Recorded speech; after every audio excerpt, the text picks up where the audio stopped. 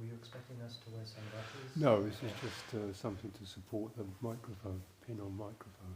It's a good support. Yeah, because if I put it on this, it flops over it. Very high standard, high quality support. Okay, good.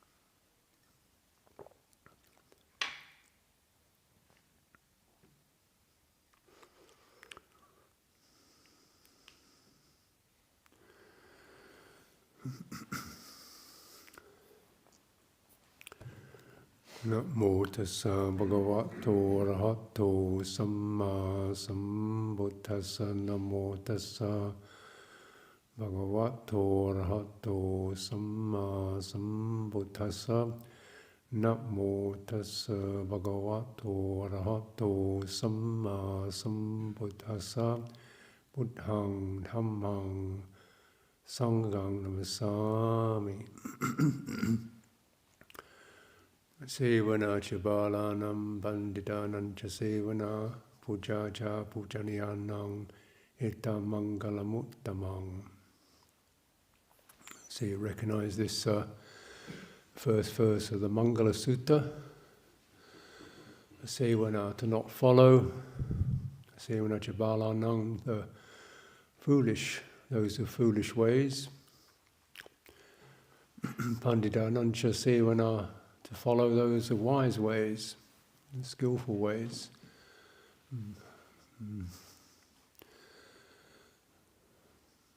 This is and to honor that which is worthy of honor. This is the highest mangala, a mangala. Difficult word to translate. We have it as blessing or auspicious occasion. Another way of looking at it. what good fortune, an auspicious occasion to be able to follow the wise and also to have the chance to honour them, to give honour.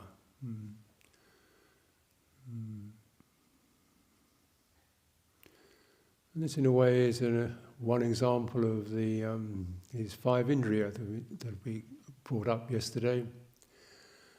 It takes, we have the five indriya, faith or uplifted aspiration, seeing that which one can feel uplifted by. Energy, because it uplifts the heart. So the right source of energy is the heart. Obviously we do all kinds of things with our bodies, but the energy we're looking at is heart energy, that which gives us motivation, chanda, eagerness, enthusiasm. And then of course we can apply that to our speech and our physical actions, but it really begins with that lighting up of potential faith. Energy arises.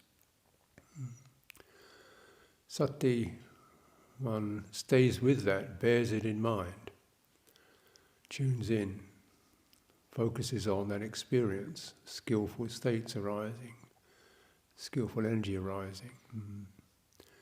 One lingers, takes it in, the mind acquires unity, the citta unifies around that. As it unifies, it discards sluggishness, restlessness, impatience, boredom, lethargy, grumpiness, guilt, remorse, and so forth. Yeah.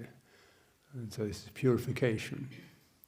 So I'm saying, yesterday's quote, Sacitta pariyodasanam, to purify the mind. This is the teaching of the Buddha, all the Buddhas.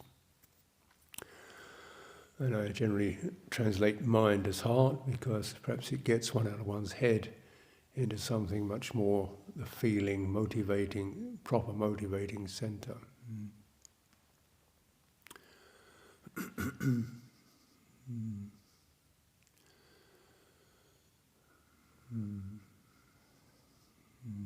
So these work together. So normally the citta is kind of wrapped in sense contact, sense data, very much experience itself being impinged upon by sights and touches, tastes, ideas. And we're wrapping the citta in supportive faculties. So it's wrapped up, it's supported, it's bolstered by faith, confidence, aspiration. Sense of having a purpose. We've all got plenty of energy. The problem is something that just leaks out and goes here and there, or goes nowhere useful. So something where you think, oh, that's where to put your energy into, because your faith has arisen. The energy then is for the subsiding of unwholesome states. One stays with that, bears it in mind, focuses on it, fastens upon that, and receives the results. The heart begins to unify from its discordant, fractured state into something more unified. This unification, samadhi, concentration, and wisdom occurs because one sees the process, and one understands the process. And then you trust the process because you've seen it through. You get an example in this particular verse. You get an example of how they work together. And so wisdom is actually, well, all of them are involved with everything. Really, they're not just that's the end of energy. No, wisdom it takes with energy to keep one's wisdom learning and inquiring. It's not. So we keep that sense of inquiry. What's going on? That takes energy. Doesn't mean frantic energy. It means steady, persistent. Where are we getting habitual, grasping, fantasizing, domineering, evasive way that the citta wants to, ignorance wants to slip out of the stream, and placing it back. Just placing it back in the stream of goodness. This is energy.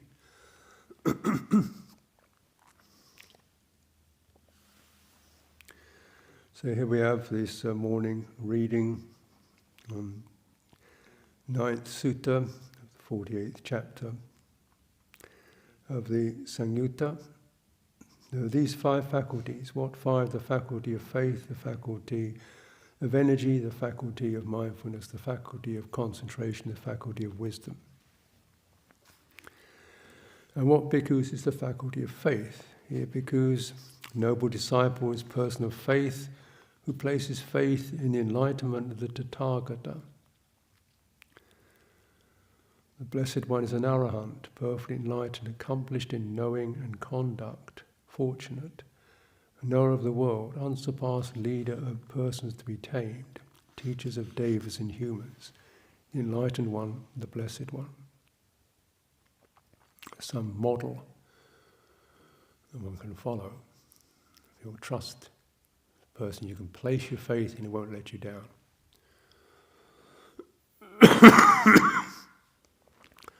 And so, that, to honour that means you gives you a sense of what can you do. Buddha doesn't need anything, particularly passed away anyway. But the honouring of that, that's what you can do. You bring it to mind, and you kind of lift up, and you consider it, and you use it to lift your heart. So yes, and then lift your heart, and then, as the Buddha says, that you want to honour the Tathagata, you practice what he teaches. That's the way you give supreme honour. So Dhamma, Sangha come along with that. And what bhikkhus is the faculty of energy? Here bhikkhus, a noble disciple, dwells with energy aroused for the abandonment of unwholesome states and the acquisition of wholesome states. Strong, firm in exertion, not shirking the responsibility of cultivating wholesome states. This is called the faculty of energy. What bhikkhus is the faculty of mindfulness? Here bhikkhus, noble disciple, is mindful, possessing supreme mindfulness and discretion, one who remembers and recollects what was done and said long ago. This is called the faculty of mindfulness. What bhikkhus is the faculty of concentration? Here bhikkhus, a noble disciple, gains concentration, gains one-pointedness of citta, having made release the object. This is called the faculty of concentration. What bhikkhus is the faculty of wisdom? The noble disciple is wise, possessing wisdom, directing to the arising and passing away. The phenomena, which is noble and penetrative, leading to the complete destruction of suffering. This is called the faculty of wisdom. These can be, this is one expression of it. These are pretty common themes in the suttas, these faculties, but they don't always appear in this particular list. So sometimes they're expressed differently. But here we're looking at it in this particular way. And touched on energy. Mindfulness, one stays with something. So the ability to remember and recollect what was done and said long ago. One is teachable. We can learn. We're a learning program. So you bear something in mind, you can bring something up and stay with it. You can recollect. A lot of our practice is just doing that. Every day recollecting puja, chanting, Dhamma themes, Four Noble Truths, qualities of loving kindness, details of training. Repeat it, recollect it, repeat it, repeat it, repeat it. So it gets imprinted. Then there's this kind of overarching feature of mindfulness. And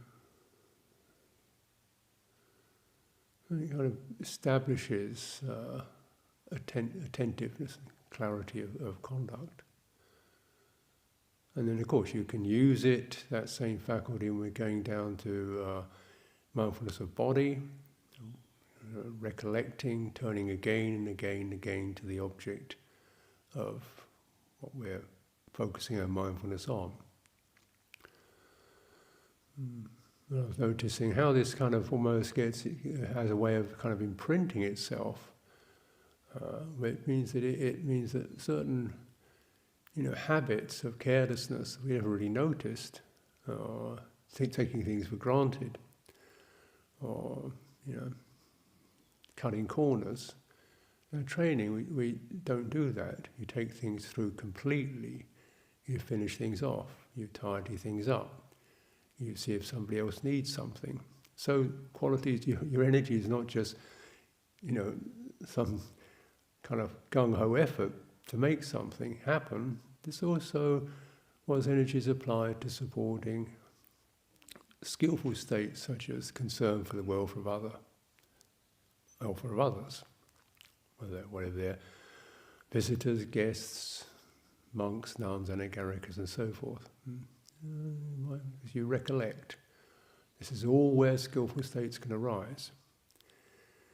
You recollect mundane things that we don't necessarily feel are that spiritual, like cleaning out the rain barrels so you don't get slugs and living in them. Knowing where your robes are, down to details.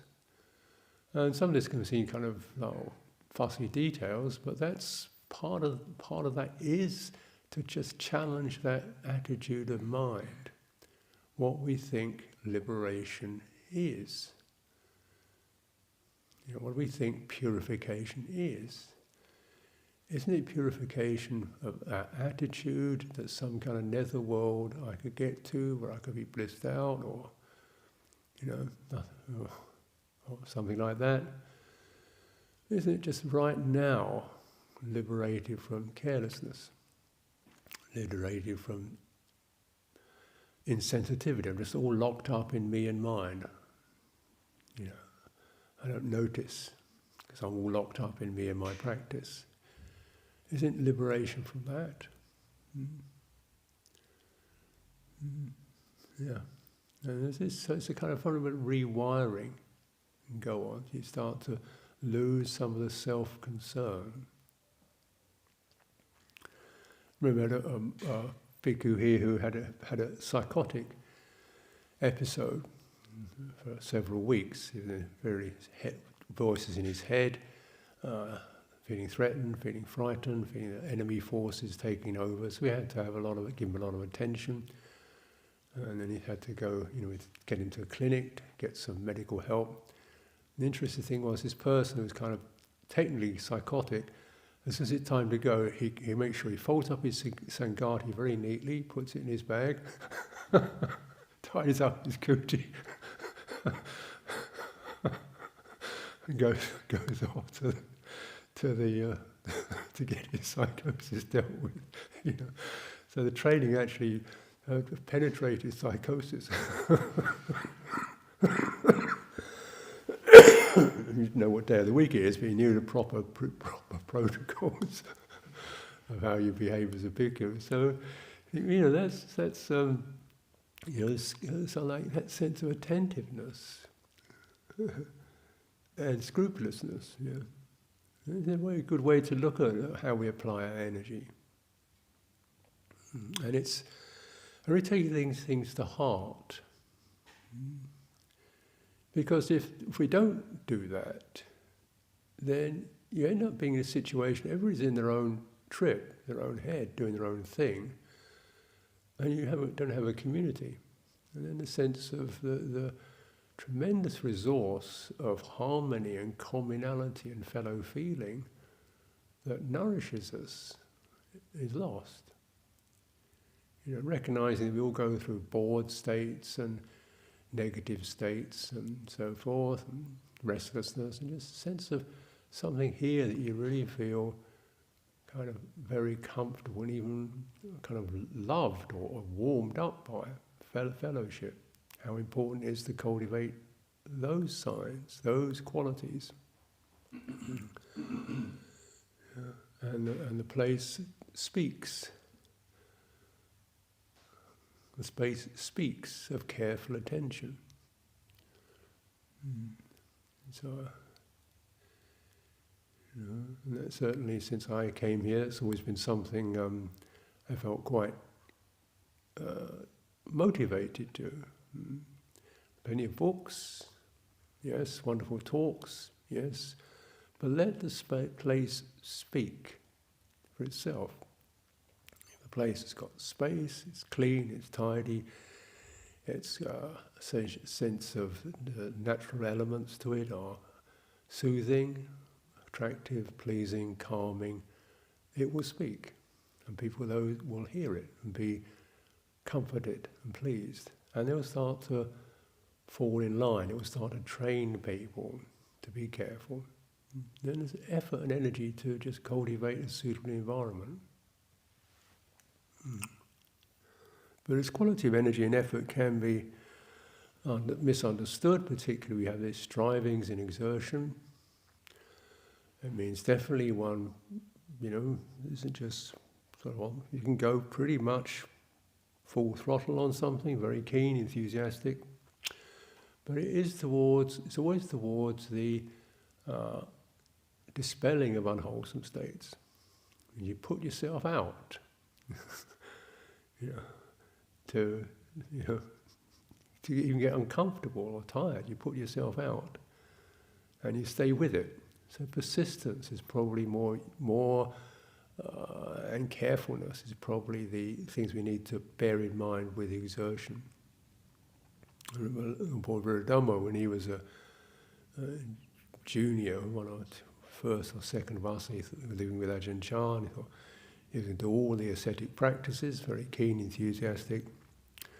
So he's doing this, sitting through the night. He was sitting, putting maximum effort on sitting. Had a seizure. Toppled off the asana, which is generally, 2 or 3 feet high, onto the cement floor. Cracked his head open. It was caused this Wat Pa Pong in the 1970s, so it was pretty unsophisticated. They'd have a couple of guys hold him down, but somebody found a needle and started stitching his head up. No anaesthetics.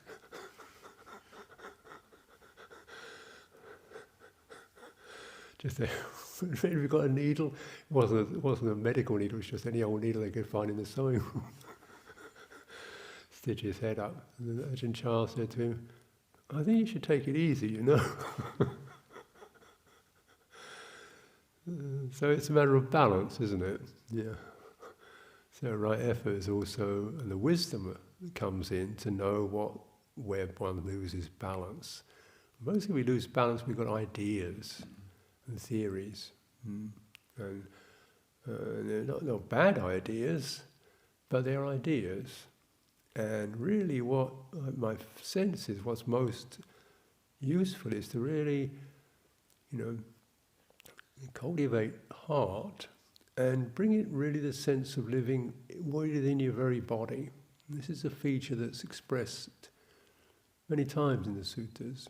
One dwells touching the body with the deathless. One touches the deathless in one's body. A sense of when the heart, awareness or attentiveness or mind or whatever, kind of comes out, you always feel the energy come out of your head, which is obviously highly inflamed and activated, into something much more, less sharply thoughtful. Just like you're walking, imagine the kind of qualities it takes to walk in the dark, or walk in the forest in the dark. You're very attentive, but you're really in your body. And you can't use your thinking mind, it's not going to do you any good. Eyes aren't do you much good, you've got to really be very attentive. Yeah. And that's, of course, where our training came from, living in the forest. Didn't have a lot of ideas. But certainly very intelligent in that sensitive, feeling things out way. Mm. And then you get balance. You don't,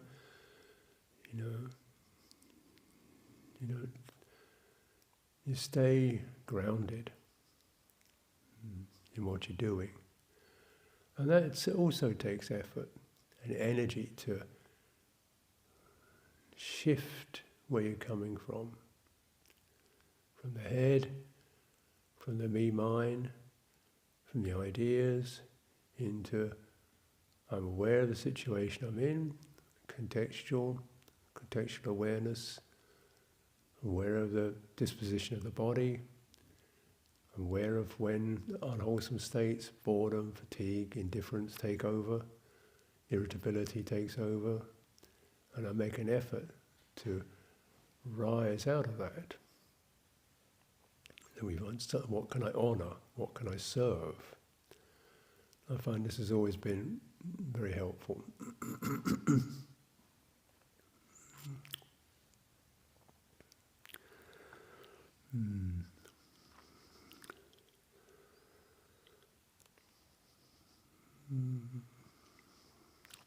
So then one has this sense of the one-pointedness, to do the beautiful, to give oneself to the beautiful, to the Buddha, the Dhamma, the Sangha, with the object, the aim, release,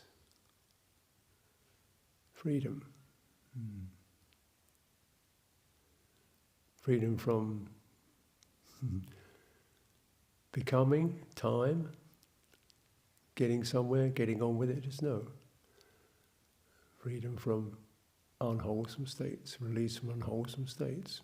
And you see how these unwholesome states are not necessarily that obvious. So the very sense of planning one's future. Where's that coming from? Restlessness, sense of finding one's own territory. I've got this and that, and next year I'm doing this, next year I'm doing that. I have a lot of this, but I find it a nuisance rather than a source of joy. It's something kind of imposed upon me by the fact that I want to serve the Dhamma by teaching. So you have to do this kind of stuff. But what I find uncomfortable about it, it keeps perpetuating a sense of me as some identity who's going to do this and do that and do this and do that, and next year do this and do that. I think, but that's kind of what I went for to get away from, the sense of an identity locked in time. You couldn't really work with it. Just keep remembering, serving. And then these kind of identities, people give you these identities, you have to adopt it or accept the fact that this is a handy way for people to look at it, but you don't really hold it yourself as something that you make anything out of. Because the object is release. One is wise, discerning.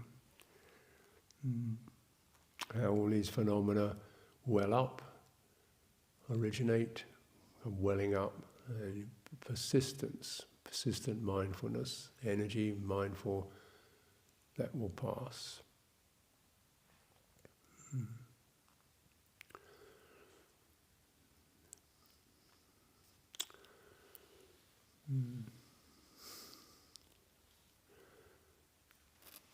So in this training then we're kind of grooming energy, so it's not slack, but it's also not frantic. It's not looking for,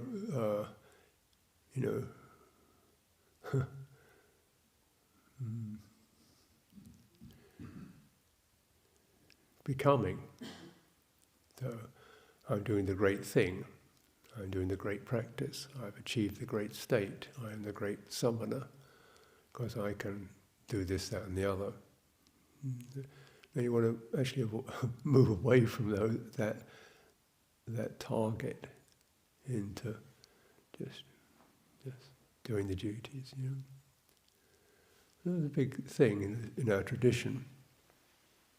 People often ask Ajahn Chah, Ajahn Mun, Lumpur Mun, what was he? Was he an arahant? Buddha?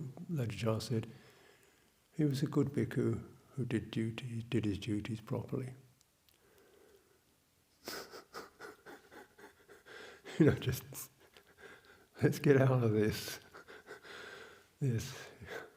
kind of race to be the greatest. And the other year we had Lumpur Thun, who passed away yesterday, commemorated. And he was here 3 or 4 years ago.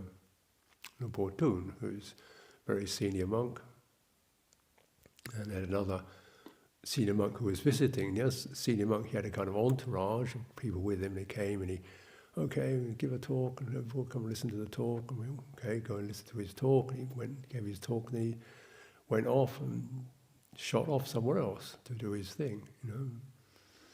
Didn't actually take in what we were doing at all. Just used this as a kind of platform to give his talk to his disciples, then shot off. And Lumpur Thun, I'd see him every day. He would sit in that kuti. Every day I'd see him just go out and sweeping the walkway. Just with his broom, and sweeping. Skillful states, make the place clean, skillful to be serving. I know I can do this, I don't understand the rest of it, but this is a place, it needs some attention, sweep the walkway. Every day he'd be doing that with a broom. That's worthy of praise, to my mind, worthy of honour. That's the wise. Well, that's what inspires me.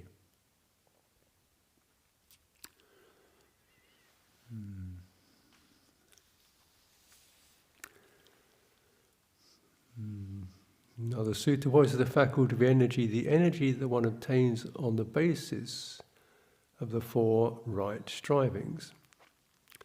So the 4 right strivings, the effort, the application to lift up what is good, to hold it there, to sustain it, stay with it, to repel what drags you down, unskillful, and to keep doing that.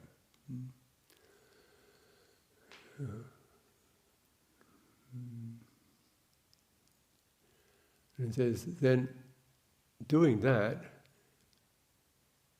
is the basis for energy.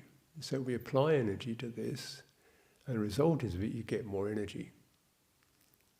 So it's a circular thing. If you apply right energy in a right way to repelling unskillful states and supporting skillful states, one of the results is you get more energy. Because basically unwholesome states drain you of good energy. If you dispel them, you haven't got this drain of negativity, of grumpiness, of can't be bothered, of fault finding, of he's got this and I don't have that, these kind of things, or those drag you down. These are unskillful states, so they actually use your energy, and you can go in a whirlpool of this stuff. It does, that's what it does. You can recognize it when it starts to go into the whirlpool of going on and on and on about this and that and this and that, and you think, oh, this is called an unwholesome state. Whatever it says, however right it is, about how unfair and da-da-da-da-da, why should I bother with this? I don't see the point of that. It's going on and on and on. It's got this suction that begins to suck your energy away. So if you cut that off, then you're plugging a leak. And the energy will then tend to regenerate. The energy is an interesting phenomenon. It's not a physical phenomenon. It's not an idea, but it's not a thought, but it's not bones and meat, but it's definitely a very fundamental experience we have. It's called something like a fine material, subtle material, and the nature of it is if you carefully groom it and circle it and cycle it and clean it, it increases. It becomes more rich and fluent. If you just throw it away, you drain it. If you put it into unskillful things, your energy drains. And I've noticed, in this life over the last nearly 50 years, how people can spend a lot of time digging themselves into a ditch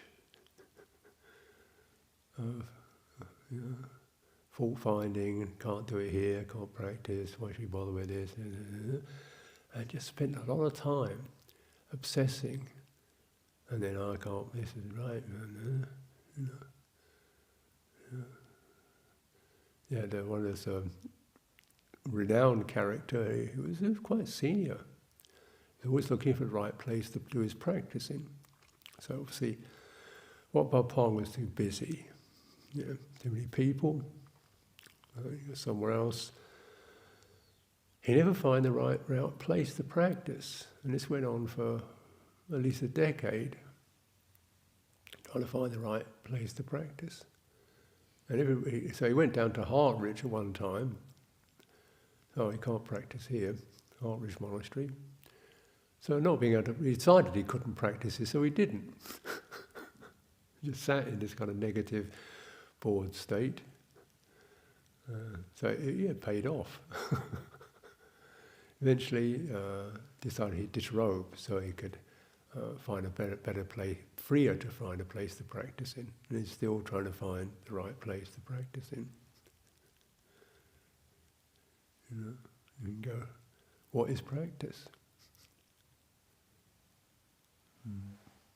You see how unwholesome states will, when you really kind of penetrate this whole presentation of what we're with, we talk about the senses, 5, 6 senses, but if you sort of sit back within that container, then another set that comes to mind. What really touches the heart isn't sight or sound or touch or thought. It's the perceptions that they stimulate.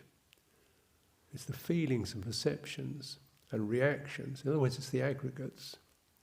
Yeah. So you can see something or not see something, and the perception can be a waste of time, boring, don't like this. Yeah. And the perception is then the thing that really nails the heart. And that's where the unwholesome states arise from.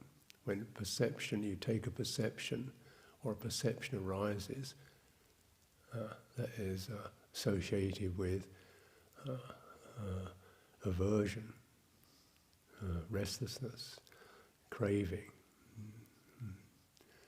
self-interest. Notice when those arise, they stimulate these kind of reactions of negativity and unwholesomeness. And you want to actually check the perception. It takes energy to halt that process. And then find a skillful way, wisdom, mindfulness to get a hold of that wisdom. Is there another way of looking at this? Now, for most of us, I don't know for yourself, but certainly for myself, monastic life at times has been very boring. Boredom as being a fairly frequent visitor. Because, you could say, well, it kind of is, That's true, it sort of is boring. I mean, we do the same thing every day. What's going to happen today? We're going to do a puja, then we do our chores, and then we're going to have Breakfast is about the same every day. What you can have for breakfast today. We're going to have for breakfast today what we had yesterday and the day before and the day before and tomorrow it will be about the same. So that's kind of boring, or can give rise to boredom. Then what we can do today? Well, we're going to go out and do things. That's probably the most interesting bit. And then we have another meal, and then so on, then the evening puja. And you get into this kind of keep hitting the note of boredom and gradually get less and less attentive. And it can be very convincing. Until you begin to just, when you get into this, something creates a scenario that seems solid and permanent and lasting and real and true that I'm in. This is where you've got to actually, that's a warning sign. If you think you're in a permanent scenario, you just discovered something the Buddha never discovered, a permanent condition. What's making it permanent is because reiterating a particular perception over and over again until it becomes a kind of constant. I'm always being told what to do. I'm always having to do what I have to do. I'm always being told what to say and the other. Always? Always? Yeah. And look at it another way. Look at it another way. Put effort into the present. You come to the morning puja like it's the first one and the only one that you're going to do. Because who knows? And right now it is the first one. You keep it like that. Then how are you going to sit? How are you going to open your chest? How are you going to breathe? How are you going to bring those sounds out? Every actual moment in real experience is unique. Now you can make it dreary because you're not paying attention to it. You're not putting your heart into it. And you can find you do your chores and you put attention into how you do it, not just the same old thing. If you get used to sweeping the floor, take a look up the walls. You look at the cobwebs. Oh, never noticed that. No, because one's got sweeping the floor. Sweep a place, look around, And then a sense of freshness comes in. When you receive the porridge or whatever it is in the morning, oh, thank you so much. The kind of gnawing qualities in my belly will subside, and the people made this and did it for me. How wonderful. Look at it that way. You can turn it around, and it takes effort to do that. But your effort is aimed at where can a skillful state arise? And where can unskillful states, how do they pour in and how they can be repelled through careful attention, wisdom, mindfulness, effort. And then you find energy comes to you because you feel you really begin to sense you're living in a situation that's actually really ripe and beautiful things are happening. We're living in a situation of generosity, of faith, of lineage, recollecting the Buddha, recollecting our teachers. And it lifts up. What was a humdrum becomes suddenly a rather magical situation. And fresh. And you're alert. The energy rises. Heart rises up. You stay with it. This is about waking up, isn't it? Instead of going into the habitual monologue, which is generated by what? Ignorance, inattentiveness, carelessness, habit, self-interest. Good. Now you know what it is, you clean it, you repel it, you make an effort with it, you exert yourself to find ways to uproot those. This is going to definitely, it's not that we're constantly going around sweeping cooties and eating things. It's also, if you've cultivated a citta like that has ingenuity to it, has attentiveness to it, has faith in it, then when you sit still, the energy and the faith and the clarity of dissolving unwholesome states is going to be there. And you can start to appreciate simplicity of breathing in and out, which you could say is extremely boring. Except there's no one breath that's like the next, if you pay attention to it. And that's what's required. This is the kind of a conquest that doesn't seem like it's much of a conquest, because we're bringing it down to the mundane, everyday, here and now. That is where we're finding ourselves.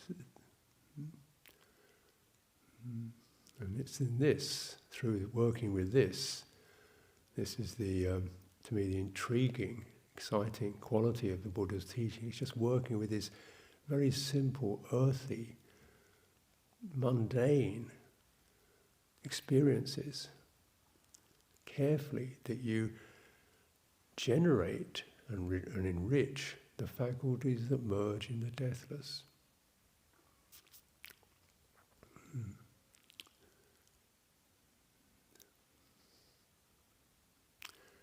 Give it some attention. So when you do walking meditation, if you're very much encouraged, this is a great opportunity to either go into walking up and down ho-hum. What's the point of all this then?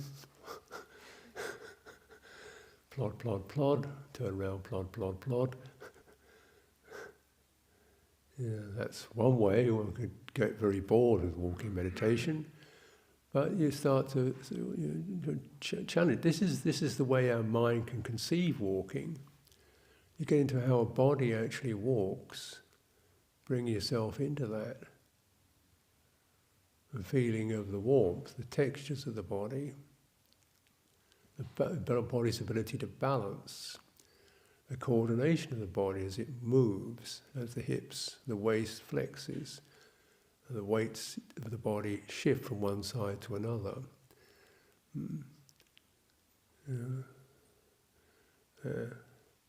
And lead from your back foot. As you're walking, really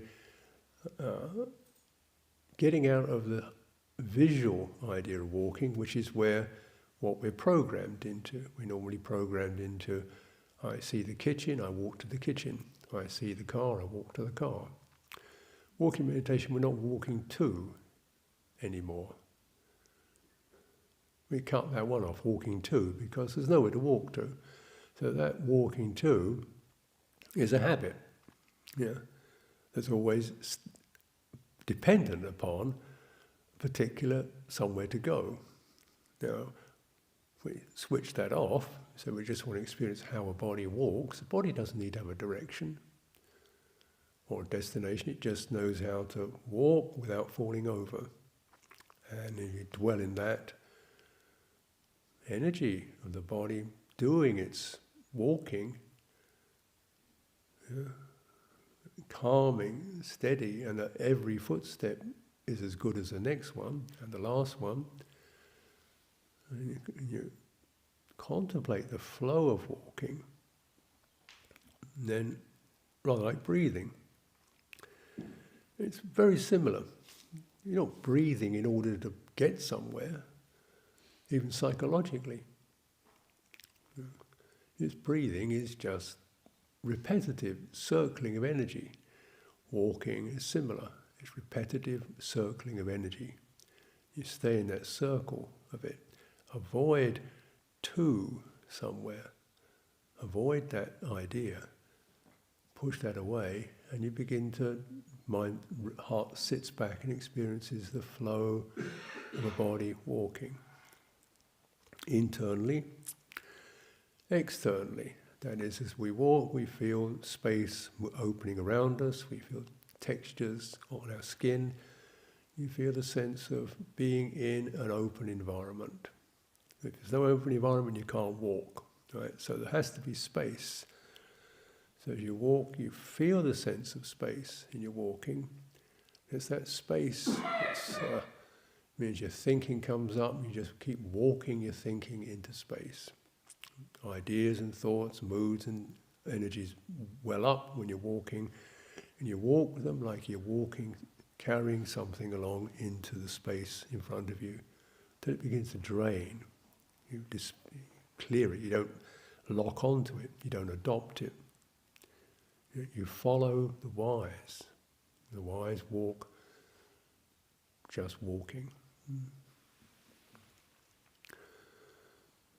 The end result is the mind becomes, citta becomes unified, because it's given up time, it's given up getting to, and it's given up these pernicious structures, mental structures of time and space and destiny and purpose and getting onto an exciting peace.